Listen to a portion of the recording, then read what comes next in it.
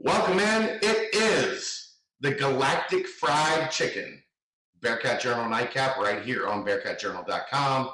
I am Chad Brendel, and we're gonna maybe change this up a little bit now that we've switched over to our new overlay. Now that we're doing things a little bit different, we've got the ability to do things a little bit different going forward. See, we got the logo up there. And boom, oh, what's that? It's Aaron Smith. What up? Who has joined us for the BCJ Nightcap brought to you by Galactic Fried Chicken. As always, make sure you're visiting our friends. And I promise you this. I don't promise you many things. I promise you this. If you go to Galactic Fried Chicken, you will love Galactic Fried Chicken. My wife's mom, my mother-in-law, brought her boyfriend to Galactic Fried Chicken. He doesn't like chicken, like fried chicken. Doesn't like it. He had the Galactic sandwich. He likes chicken now. And that's not a joke. He was like, oh my God, I'm ready to eat some Yardbird. I hate Yardbird, but I'm ready to eat some Yardbird after this. One of the main reasons, this stuff, Galactic sauce. Aaron, I gotta get hit, man. Yeah, I mean, I'm in town, so maybe I'll run out there tomorrow. I'm gonna have to get you. They're closed on Tuesdays. Damn it! I know, right? That's the one downside. We should have done that today. Chipotle, honey mustard, and we've talked about this, Aaron. I'm getting to the point where if something's hot, like I get a little sweat. Yep. I get a little sweat. The Galactic sauce, I get a little sweat. Sounds about right. My mother-in-law was like, "You got sweat coming down your neck." I was like, "Yeah, well, this stuff's really good." All because Sprite's spicy at that age. Yeah, you know. So I don't know if I haven't had their Sprite, so I don't know if their Sprite is Sprite. They just have canned Sprite, so it's not as spicy as McDonald's Sprite. It's also not as spicy as the honey mustard at Galactic Fried Chicken. Mention Pump It Up. You'll get 15% off as you show them your Bearcat Journal membership. Let's get this thing rolling. We don't have a ton tonight. We just did a 3-minute promo. So we don't have a ton tonight.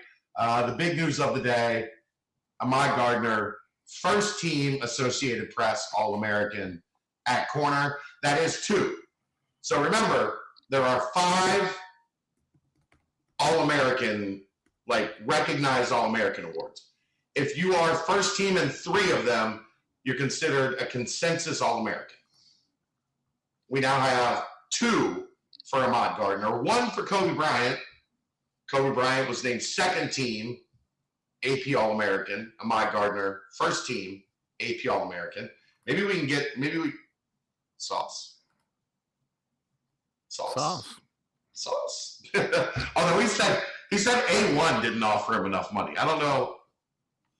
We might have to do a GoFundMe to get Galactic. That's wild. Yeah. A1 wanted to sponsor sauce, and he was like, I think I'm good. There you go. AP All-American, Ahmad Gardner, second team AP All-American, Kobe Bryant. And look, here's all I want to talk about today. And Aaron, I'm interested in your rebuttal to this. Okay. All I've heard today is, how did Kobe win the Thorpe Award? And from the other side, how did Kobe win the Thorpe Award and Sauce didn't? How did Kobe win the Thorpe Award and he's now a first team AP All-American? How did this? How did that? Like, why did this happen? Why? Who cares? Who bleeping cares? You had 2 players at one position that were amongst the elite of the elite in the entire country. Who cares how the chips fall? Kobe won the Thorpe Award as the best defensive back in America. Yes. Ahmad Gardner is an AP first-team All-American. Yes. Like, what are we doing that we're getting so far away from just being able to enjoy the nice things that we have? I mean, I'm going to present you with this, though. Can you imagine how people across the country would have freaked out if you gave a guy an award without any stats? You couldn't give Sauce the award. At corner, it's the one position you can. Maybe, but I mean, like, I understand, like, he shut down. Don't get me wrong. But I think that's why I think that's why Kobe got the award versus Sauce, is because he had the stats, and and Sauce didn't have the stats. Why did Kobe have the stats? Because they threw at him. Absolutely. Because nobody threw at Sauce. This is my favorite part of all this. It's my favorite part of all this. Start of the year. Sauce. Nobody threw at Sauce. Okay? Everybody wanted to go at Kobe. We're going to go at the boundary.